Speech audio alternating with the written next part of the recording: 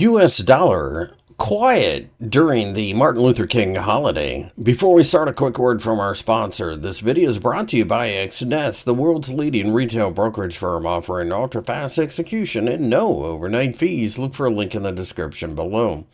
The euro has rallied a bit in the early hours on Monday as we are continuing to hang around the 1.03 level. That being said, it's worth noting that America was offline with the Martin Luther King Jr. holiday.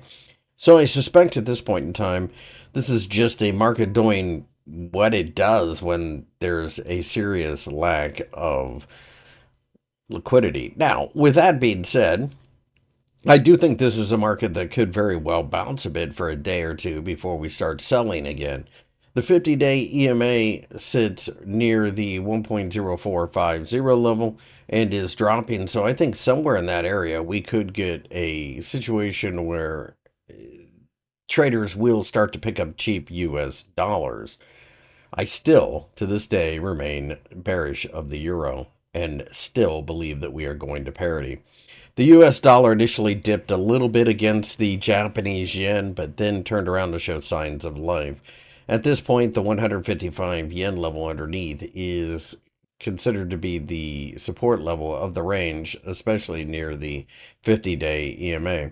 At this point in time, the market is likely to go looking to the 158 yen level above. Now, that being said, keep in mind that the Bank of Japan has a meeting on Friday, and that, of course, comes into the picture for a little bit of momentum as far as where we go later this week. I still favor the upside, although I recognize that the Bank of Japan tightening might get things a little bit negative here for a moment, assuming that they do, but the interest rate differential will still be wide enough to drive a truck through.